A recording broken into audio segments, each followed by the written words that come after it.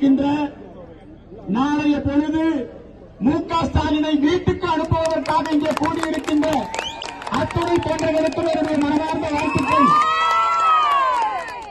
அண்ணன் எடப்பாடி அவருடைய ஆட்சி பொற்கால ஆட்சி. எடப்பாடி அவருடைய ஆட்சி காலத்திலே கிரிமினல்கள் ஒடுக்கப்பட்டார்கள்.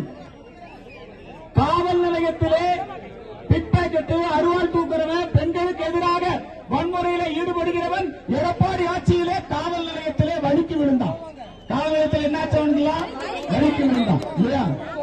ஆனால் மு.க. ஸ்டாலின் ஆட்சியிலே பெண்களை கற்பழித்தவன் உடன்பிறப்புன்னு கூப்பிடுறாங்க அவனை இல்லையா?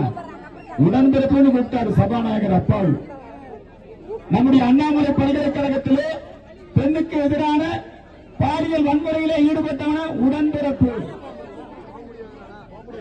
தமிழகத்திலே இன்றைக்கு பெண்களுக்கு பாதுகாப்பற்ற சூழல்.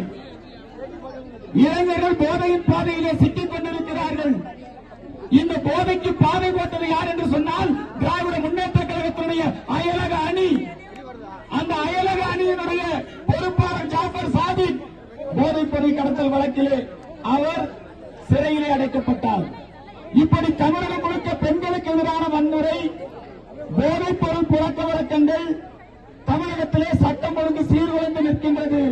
பாதுகாப்பற்ற சூழல் நிலவுகிறது. ஆகவே மக்களை காப்பாற்ற வேண்டும் என்பதற்காகத்தான் நம்முடைய தலைவர் அமித்ஷா அவர்களும் எடப்பாடி பழனிசாமி ஐயா அவர்களும் இந்த வெற்றி கூட்டணியை அமைத்திருக்கிறார்கள். தோல்வி பயம் அதன் காரணத்தினால் பணபலத்தால் அதிகார பலத்தால் வெற்றி பெற்று விடலாம் என்று சொல்லி இன்றைக்கு அவர்கள் முயற்சி எடுக்கிறார்கள். அந்த முயற்சியை இங்கே கூடியிருக்கக்கூடிய மக்கள் கூட்டம் முறியடிக்கும். திராவிட மாடல் ஒழிக்கப்படும். நம்முடைய புரட்சி தமிழர் எடப்பாடி பழனிசாமி ஐயா அவர்கள் முதலமைச்சராக வருவதற்கு பட்டியம் போடக்கூடிய கூட்டத்திலே பங்கெடுத்துக் கொண்டு எனக்கு பேச வாய்ப்பு அளித்தமைக்கு நன்றி கூறி நிறைவு